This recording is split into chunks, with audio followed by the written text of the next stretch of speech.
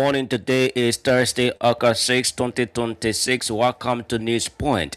45 minutes of news about Liberia, Africa, and the rest of our own world. I am Oliver McIntosh presenting on today's presentation of the program.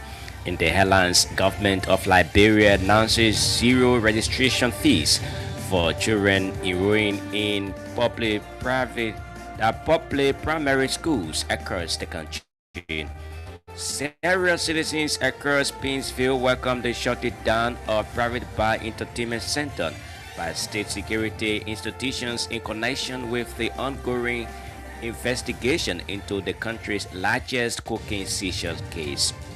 National Transit Authority expected to commission 60 newly acquired vehicles to enhance the movement of citizens across Liberia. Nigerian President Tinubu announces additional financial support for members of the armed forces battling growing security challenges across the country.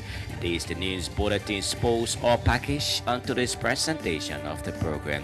But first, Menso Mendy and the news bulletin. Mendy, good morning. Good morning, Oliver, and good morning, Liberians. The government of Liberia has announced that parents will no longer pay registration fees for children enrolling in public primary schools across the country. The new policy, which covers pupils from kindergarten to sixth grade, is aimed at removing financial barriers that prevent some families from sending their children to school and increasing access to basic education ahead of the new academic year. Speaking during an interview on state radio, Education Minister Jaso Jara said the decision reflects President Joseph Boakar's administration commitment to making education more accessible, affordable, and inclusive for all Liberian children. Minister Jara stressed that the government will fully absorb the cost of the registration process, emphasizing that no public primary school has the authority to demand payment from parents before enrolling their children. She said the move is expected to boost school enrollment, ease the economic burden on struggling families, and ensure that children are not denied the opportunity to receive an education because of financial challenges. That Jara further disclosed that the Ministry of Education will closely monitor schools across the country to ensure full compliance with the policy and guarantee that the free registration initiative benefits every eligible child. Several citizens across Pinsville has welcomed the shutting down of Private Bar Entertainment Center by the Liberia National Police and other security institutions in connection with the ongoing investigation into the country's largest cocaine seizure case. The reaction follows a police operation at Private Bar Entertainment Center in the Joba community, Pinsville, after the owner of the establishment, George Harris, was linked to the over US 317 million cocaine case discovered at the Rabos International Airport. The owner of Private Bar has been charged with several offenses, including drug trafficking, illegal possession of narcotics, criminal conspiracy, criminal facilitation, criminal solicitation, and money laundering. Speaking to Blaze News on Wednesday, August 5, several citizens praised the government response, describing the investigation as a necessary step towards fighting drug trafficking and protecting the country from the influx of illegal drugs. The citizens are calling on the Bwaka Kone administration to continue the investigation and ensure that all individuals connected to drug trafficking are brought before the law regardless of their status. Meanwhile, some pedestrians and community members have encouraged the owner of Private Bar to cooperate with authorities by turning himself over to the Liberia National Police to address the allegations against him. Information Minister Jerry McPia says the National Transit Authority will on Friday officially commission 60 newly acquired vehicles purchased by the government of Liberia. Speaking at the Ministry of Information regular press briefing, Pia disclosed that the new fleet includes 20 minibuses, 5 cargo trucks, and other vehicles, aimed at improving public transportation and enhancing service delivery across the country. The information minister said the commissioning ceremony will be held at the NTA headquarters along the Japanese Freeway, with government officials and invited guests expected to attend. Minister Pia revealed that when the Unity Party-led government took office, the NTA had only 5 buses, out of which were not operational. Instead, the acquisition of the new vehicles demonstrates government commitment to rebuilding the public transport sector and providing more reliable transportation services for citizens. Minister Pia further announced plans by the government to expand its rural infrastructure program, including the pavement of additional city streets in several counties. The chairman of the Liberia People's Democratic Party, Moses Colley, has praised President Joseph Boakar's leadership, describing his administration as one that promotes consultation and good governance. Speaking in an interview, Colley, who campaigned against the Unity Party during the 2023 election, said the outcome of the election must be respected and acknowledged President Boakar as Liberia Democratic elected leader. Colley said, based on his experience in government, including the civil service, legislature, and executive branch, President Boakar has demonstrated leadership by consulting ministers and senior officials before making major decisions. The LPDP chairman said the administration consultation approach shows commitment to effective governance and responsible public administration. Moses Colley also blamed internal disagreements with the coalition for democratic change for the party's defeat in the 2023 general elections. According to Colley, divisions, lack of unity, and the failure to include coalition partners in key government positions weakened the CDC and contributed to its loss at the polls.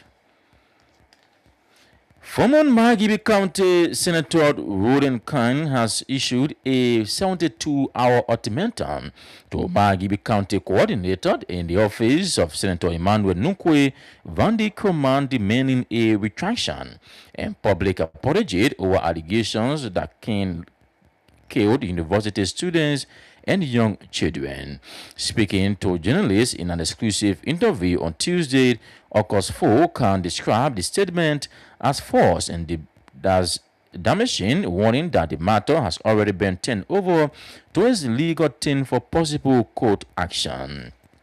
The former senator accused Senator Emmanuel Nunkwe of engaging in what he described a political strategy ahead of the election, and claiming that the senator's leadership style has failed to meet the expectations of citizens of the county.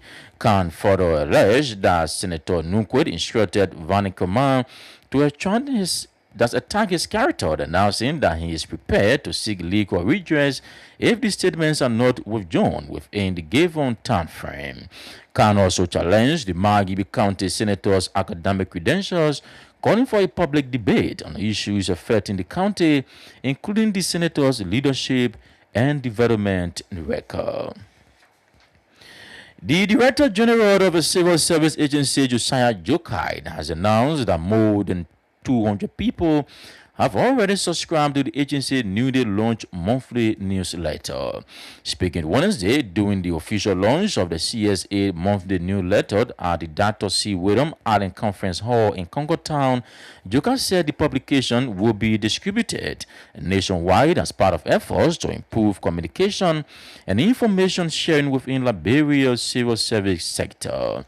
The CSA Director General said the newsletter will provide accurate and timely updates on the agency activities, policies, reforms, and achievements of civil servants while promoting transparency and accountability.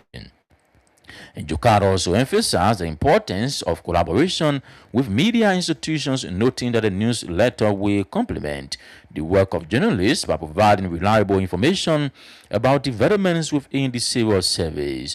And meanwhile, the president of the Press Union of Liberia, Julius Kanubad, urged the CSA to ensure that publication reflects the agency's commitment to openness, and good governance. Kanubal encouraged the civil service agency to use the newsletter to highlight reforms, training opportunities, innovations, and best practices that will help civil servants learn from shared experiences and improve public service delivery. A concerned citizens of Nema County, Ernest Doton, is calling on the Nema Legislative Caucus and Nema administration to reconsider the reported decision to allocate 10,000 United States dollars to each district representative for district sports activities. Speaking to Blaze FM, Doto acknowledged the importance of sports in promoting youth development, unity, and community engagement, but argued that Nema County limited resources should focus on more urgent development challenges affecting residents. And said district sports competitions have traditionally survived through the support and contribution of citizens, local businesses, community leaders, and Imbadians living at home and abroad, questioning the need to use public funds for the initiative. And Dr. highlighted several pressing issues facing the county, including the shortage of school desks, limited access to higher education and vocational training, inadequate healthcare services, poor rural conditions, and difficulties farmers face in transporting their agricultural products. The Nema County citizens stress that true development should be measured by an investment that directly improve the lives of residents rather than the allocation of public resources to lawmakers. And away from Liberia, Nigerian President Bola Tinubu announces additional financial support for members of the armed forces battling growing security challenges across the country. The latest adjustment comes just weeks after the defense minister increased the monthly salary of entrant-level soldiers, with privates receiving an increase from about 36 to 73 US dollars. And on the new presidential intervention, the lowest ranking soldier will receive approximately $132 monthly starting in September. President Tinubu described the move as a demonstration of government appreciation for troops working to confront threats from armed groups, including Islamic militants and criminal kidnapping gangs known as bandits. Well, Oliver, that's the news bulletin. It's done back to you for the continuation of Blaze News Point. Indeed, many thanks to Menso Mandy. Therefore, the news bulletin is a regular feature on News Point. 45 minutes of news about Liberia, Africa, and the rest of our one-word stories. Before we run today's presentation of the program, Government of Liberia announces zero registration fees for children enrolling in public primary schools across the country. Several citizens across Pinsville welcomed the shutting down of private bar entertainment center by state security institutions in connection with the ongoing investigation into the country's largest cocaine seizure case. National Transit Authority expected to commission 60 newly acquired vehicles to enhance the movement of citizens across Liberia. In foreign news, Nigerian President Tinubu announces additional financial support for members of the armed forces battling growing security challenges across the country.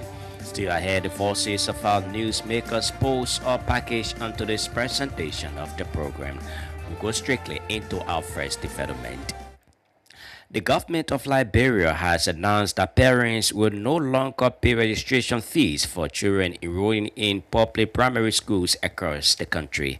The new policy, which covers students from kindergarten through 6th grade, is aimed at removing financial barriers that prevent some families from sending their children to school and increasing access to basic education ahead of the new academic year. Speaking during an interview on State Radio, Education Minister Dr. Jasu Jala said the decision reflects President Joseph Boakai administration commitment to making education more accessible, affordable, and inclusive for all Liberian children. when I say that this government has delivered for the Liberian people is that coming this school year, if a child is in public school, in primary school, kindergarten 6th to 6th grade, when we say primary school, no student will be required to pay registration fees. Wow. You parents, we're asking you, take the children to school. If there is any school that is asking you, public school, to pay registration fee, report that to the Ministry of Education. Then we have a number out that we will be taking information from the field. These interns that we will have across the country will be taking that information as well.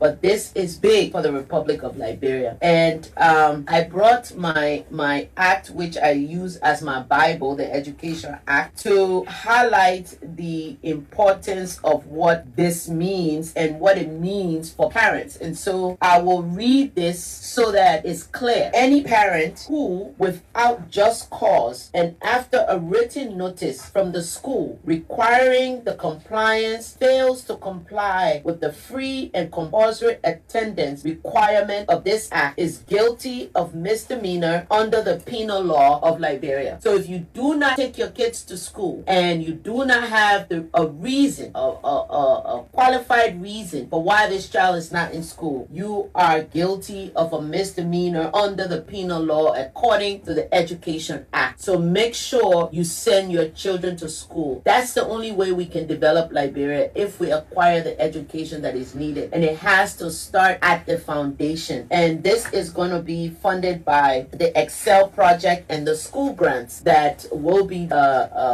dispersed to schools across the country. In addition to registration fees, there are a lot of other things that the school grant across all of our public schools at the primary level will cover at this time. So I want you to, parents, to know when your child is going to school, if they are in kindergarten through 6th grade, they will not need to pay registration fees.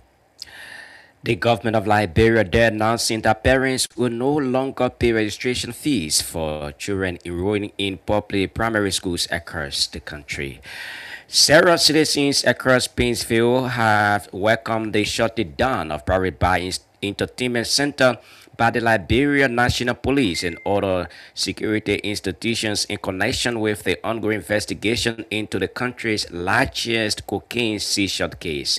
The reaction follows a police operation at Private Bar Entertainment Center in Juba community, Painesville, after the owner of the establishment, George Harris, was linked to the over US $317 million cocaine case discovered at the Roberts International Airport. Speaking to Blaze FM on Wednesday, August 5, several citizens praised the government's response, describing the investigation as a necessary step towards fighting drugs trafficking and protecting the country from the effects of illegal drugs. I started Prince William.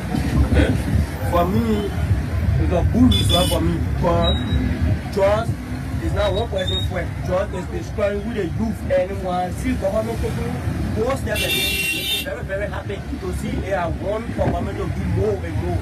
Because one person or two persons cannot bring 300 million worth of drugs in Liberia. So I want our government to go far up. For season Private Bar is good. I'm very, very happy. And if he is found guilty, he should go to jail less than 50 years. I'm very shocked to learn that Private Bar CEO here is in a 300 million worth of drugs. It's not the first time bringing it, they're bringing the sport on brother and sister. So I'm highly happy for the TLC to step on this for our brother there. And also I want for the place to be closed. And sometimes in the night, you see all the drugs out at the back. The Private Bar, we don't know the rest of the drinks. So some people don't even know the rest of the drink to be like a club. But I'm saying it inside. So I'm very thankful for that taking also the colleagues, the TA, the person that we're able to see. That's the kind of movement of drugs that we can control. Just like anything in this country.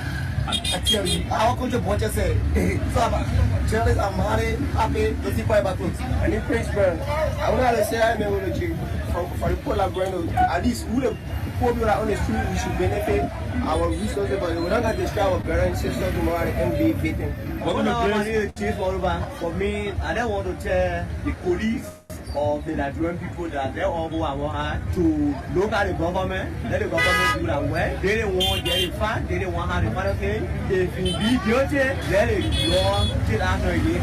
If it is true that the government take its course and the law take its course, and it should not be pick and choose in this process. As we learn, as we learn that Jojo Bota too are part of this process. Why is it that today police cannot go for Jojo Bota?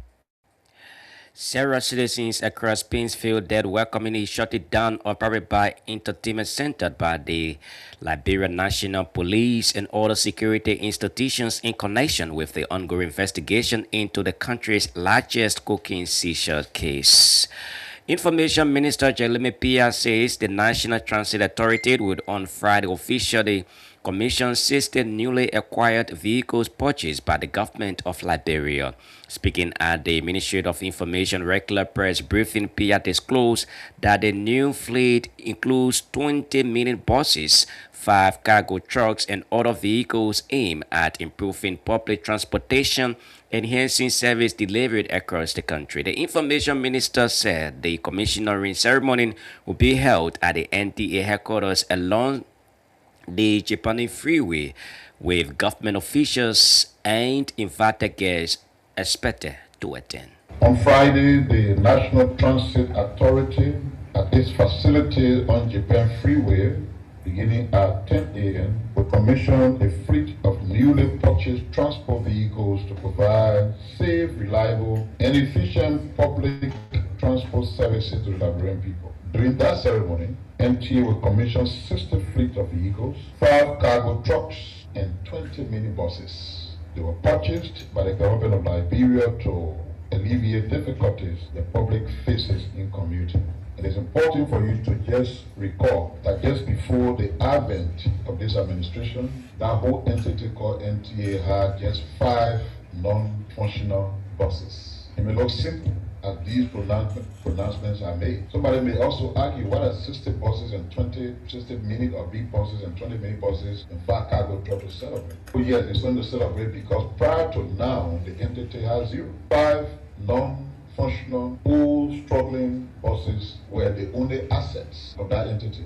You are also aware that the national headquarters of that entity was intentionally set ablaze, or to destroy evidence, to destroy document, whatever it was. Entity is building a modern administrative structure in addition to the fact that they restored the operational efficiency of that entity. So that's why it's important. The Ministry of Health, in collaboration with its partners, today will begin a 3-day review conference in Liberia. The conference team introducing universal health insurance in Liberia and financing quality maternal and newborn care for all will provide a strategic platform for key stakeholders to assess progress made in the health sector, address persistent challenges, and develop a forward-looking roadmap to strengthen Liberia's healthcare system. Madam Katumu Mbuaka, Her Excellency, who is the First Lady of the Republic, is expected to serve as the chief launcher of the conference, which will bring together government officials, healthcare professionals, development partners, civil society organizations, and representatives from Liberia's 15 counties.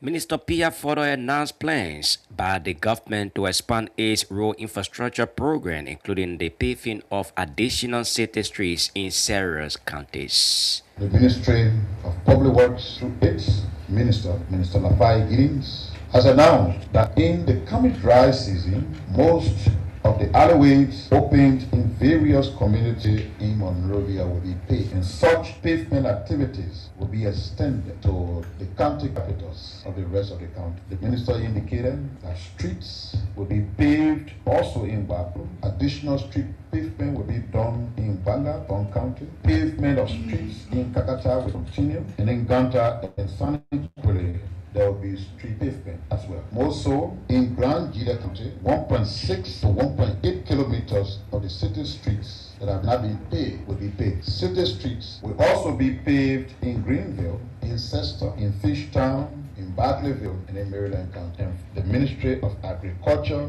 has started the distribution of a second batch of 200,000 Kenyan pepper seeds to farmers, stepping out effort to expand commercial production and position Liberia for entry into the international pepper market. Each farmer received 5,000 seeds through the Smallholder Agricultural Transformation and Agribusiness Revitalization Project STAR-P with support from the International Fund for Agricultural Development (IFAD). The latest distribution follows 400,000 seeds distributed in May, bringing the total to 600,000 Kenyan pepper seeds. And already there are encouraging signs in the field, and some farmers who benefited from the first batch are reportedly flowering pepper plant. The report of Minister Dr. Nuta says the government's initiative is designed to develop Kenyan pepper as a high-value commercial crop, create new income opportunities for farmers, and link production directly to identified market. Potential buyers in Turkey and China have already expressed interest in sourcing Liberian-grown Kenyan.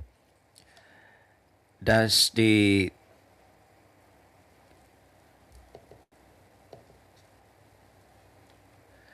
voice of Information Minister Jeremy Pia there speaking. The Director General of the Civil Service Agency, Josiah Joka, has announced that more than 200 people have already subscribed to the agency's newly launched monthly newsletter. Speaking Wednesday during the official launch of the CSA monthly newsletter at the Dr. C. William Allen Conference Room in Concortown, Joka said the publication will be distributed nationwide as part of efforts to improve communication and information sharing within Liberia's civil service sector. Joka also emphasized the importance of collaboration with media institutions, noting that the newsletter will complete the work of journalists by providing reliable information about developments within the civil service. One of the things we do on the CSA, Honorable Minister, is that we do not allow people to tell our stories too much. We have media institutions, they help project it, they help relay, they help transmit, but the content comes from us, and they have the right to take it from the angles they want to take it. But we are very mindful to ensure that we communicate what we do in the civil service and for the civil service to keep the public informed, to disabuse people's minds of all the misconceptions, all the erroneous information, the gossips, and so forth that continue to undermine the kind of work that we do. As a minister, we are mindful of that. And so our website is one of the most effective websites of government institutions. In fact, we have a virtual agent on our website. The moment you open it, you can open it on your computer. And all you need to do is ask that virtual agent the kind of information you're looking for from the CSC. The virtual agent will provide you the information. If you want to know who's the Director General, if you want to know what a standing order is about, you want to know different components of the order, the Human Resource Policy Manual, and our website is updated regularly. We also all the work that we do, the progress we've made, the challenges, and the actions we take to surmount those challenges. We also have our annual report that we've never missed out on since the start of this administration. Our annual report is regular. It comes out, in fact, by December it's out, and then we make sure that all the information about the year captured. The reason for which you and the rest of the people are here is the launch of our monthly newsletter. So, Minister, this newsletter is going to be going far and wide. Right now, we have more than 200 subscribers. Just before the launch today, we already have 200 plus subscribers. You can imagine when you launch your official. I have listed all of these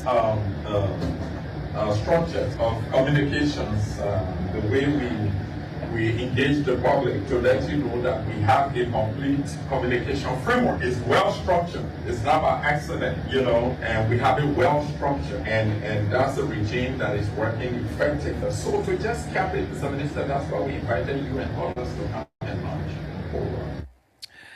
Meanwhile, President of the Press Union of Liberia, Julius Kanuba, urged the CSA to ensure that the publication reflects the agency commitment to openness and good governance. I would like to express our congratulations to the Civil Service Agency for the launch of this newsletter. Today marks not just the unveiling of a new newsletter, but the beginning of a new chapter in strengthening communication, transparency, and accountability within Liberia Civil Service. This newsletter is designed with purpose on what we've learned. It is stated that the newsletter will provide timely updates on reforms, policies, and programs of the CSA. It will serve as a platform for knowledge sharing and professional development among civil servants, and it will strengthen engagement between government institutions, civil servants, and the citizens that the public service has. Allow me to highlight some of the key messages that I believe are going forward should be embodied in this monthly newsletter of the CSA. 1. Transparency and accountability. This newsletter should demonstrate the CSA's unwavering commitment to openness in governance, ensuring that reforms and decisions are communicated clearly to all stakeholders. 2. Capacity building. This newsletter, through articles and features, should showcase training opportunities, innovations, and best practices, ensuring that civil servants are able to learn from shared experiences and success stories. 3. Recognition and motivation. This newsletter should highlight outstanding civil servants and institutions, fostering a culture of excellence and integrity in public service. The 4th point is citizens' engagement. This newsletter to ensure that citizens gain accessible information about the civil service reforms, building trust by ensuring how policies directly impact service delivery. The broader impact of this initiative should be profound by strengthening Liberia's governance architecture, by promoting professionalism in the civil service. It should position the CSA as a credible institution driving reform and modernization, and ultimately it should contribute to national development by ensuring civil servants are informed, motivated, and accountable. Ladies and gentlemen, this newsletter should be more than a publication. It should be a bridge between policy and practice, between governments and citizens, and between commitment and accountability. Together, we believe that with such a newsletter, we can build a civil service and a culture. That's the voice of the President of the Press Union of Liberia, Julius Kanuba, that urging CSA to ensure that the publication reflects the agency commitment to openness and good governance. Earlier on, you listened to the Director General of the Civil Service Agency, Josiah Joka, when he announced more than 200 people have already subscribed to the agency newly launched monthly newsletter. Let's now join Mendy. This time around, he comes in with the Passion of Life Sports. The Liberia Forward Association has established a 3-member investigative panel to examine the circumstances that led to Liberia non-participation in the 2026-2027 CAF Men's Interclub competitions.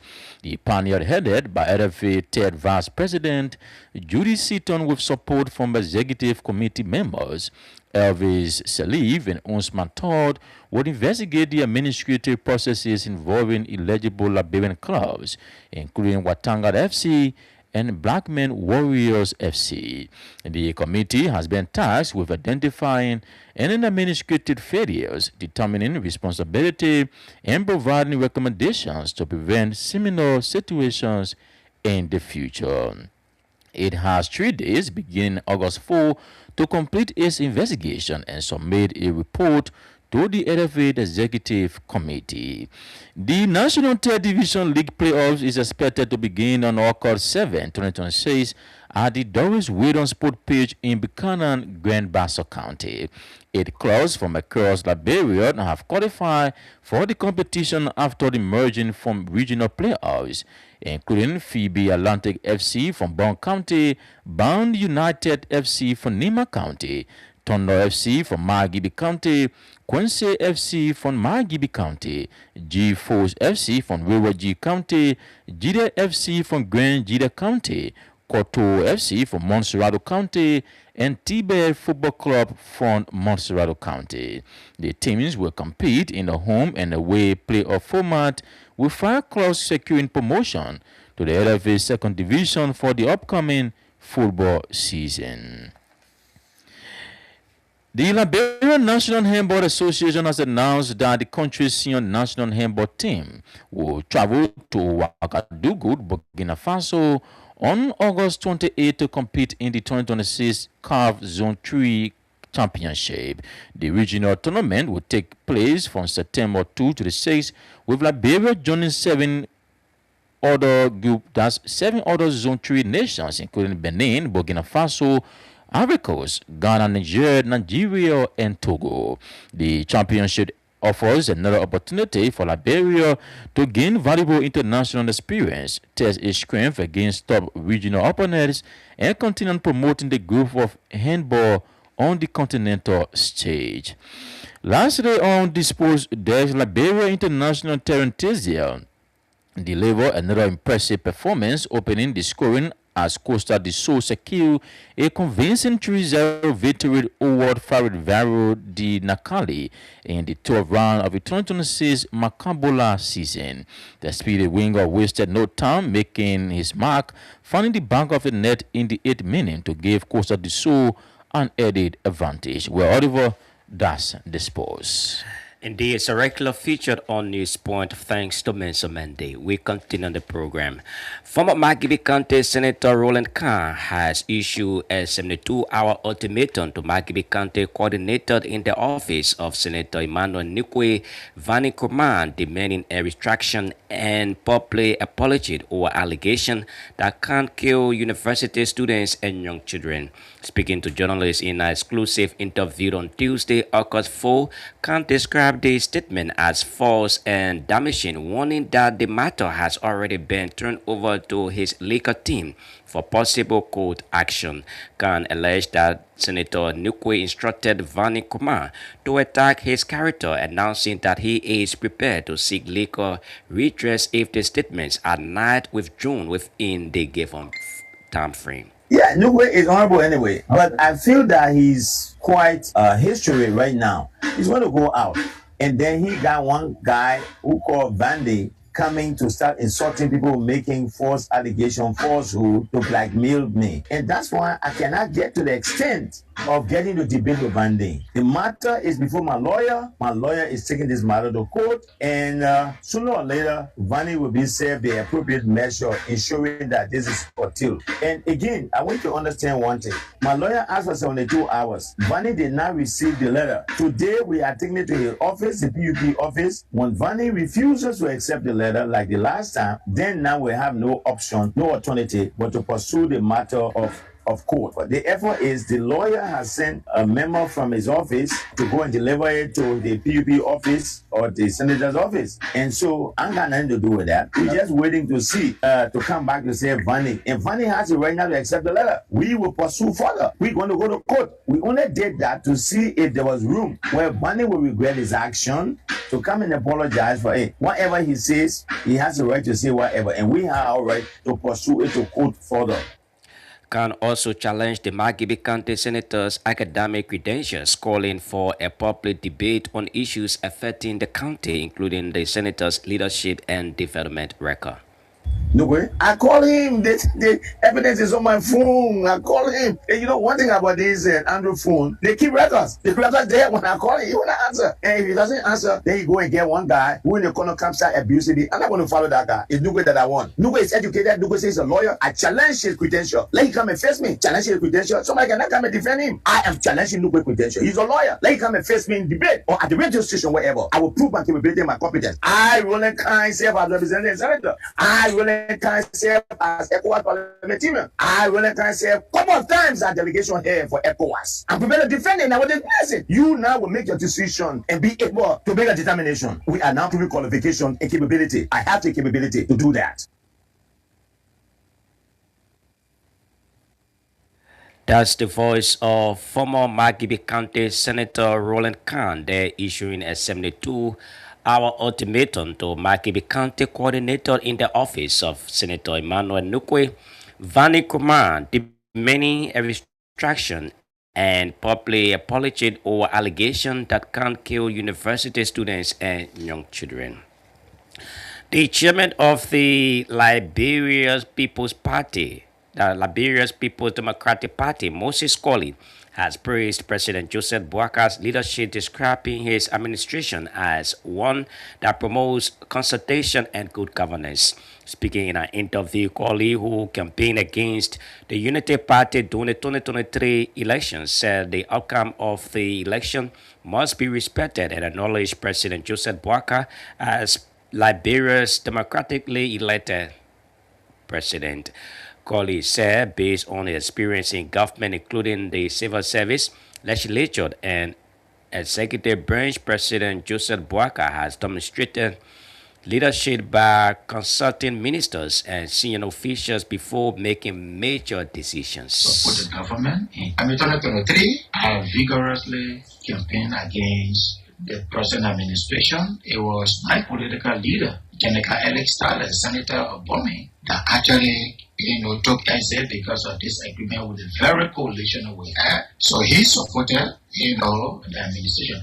But how be it? We went to the elections and the United Party won. Ambassador Boaka became the president. He's not the president. So when you ask about governance, Clarence, I see real governance. I see proper governance because I've had the opportunity to serve in both the legislature and that of the executive. That's the advantage I have in public service right now. First, I served as a civil servant for 11 years in tax collector. I went in the legislature for 12 years and I became the executive for 6 years. So to see the president, I was telling my colleague the other time, the lieutenants of the president, ministers, directors, assistant director, deputy minister, they have access to the president where they present their projects, their plans, how they are managing the sector.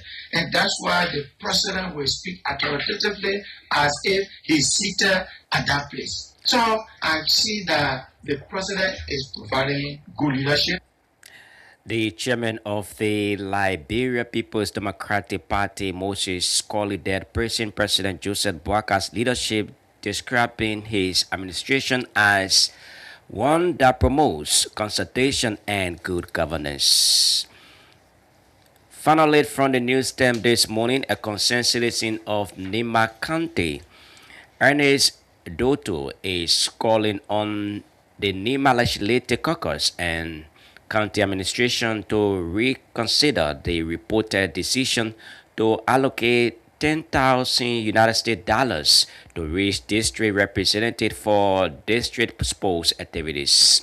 Speaking to Blaze FM, Doto acknowledged the importance of sports in promoting youth development, unity, and community engagement, but argued that Nima County's limited resources should focus on more urgent development challenges affecting residents.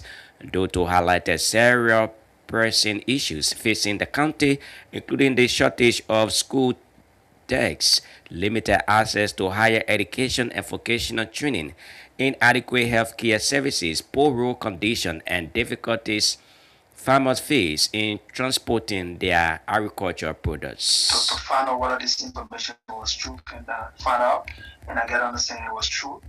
I decided to write a piece about it, and it's so disappointing. It's so frustrating that we will have our leaders who focus will only be on what they will benefit and not what the people of Nima will benefit. I'm so frustrated now as I speak to you. 120,000 USD could possibly go in renovation of our facilities that we need to use in our rural community. Okay. It could go in education. It could go in healthcare. That money could go in helping to get our road, our feeder road of work on. Do you know how much money we put in yellow machine that's being stopped back in the rural coaches? And nobody's talking about it, nobody's focusing on it. But we enjoyed signing checks of 10,000 to each lawmaker to go to them. Like, are you serious? What is happening to all in this country? What is happening to Liberians? What is happening to the people of Nima? That we shift our discussion to what we were just benefiting in a second. And the most frustrating part of it is that I get to understand that these lawmakers, they not even give up to 50% of that money to the Bureau districts. I'm shocked to hear that some lawmakers even gave the sum of 150,000 liberty. A concerned citizen of Nima County, Ernest Doto, that calling on the Nima Legislative Caucus and county administration to reconsider the reported decision to allocate 10,000 United States dollars to reach United States dollars to each district representative for district post activities. With this, we come to the end of today's edition of News Point. They have spent a production of the News and Current Affairs Department here at the Blaze Communications Network Incorporated. Before we go, a recap of the major stories for today.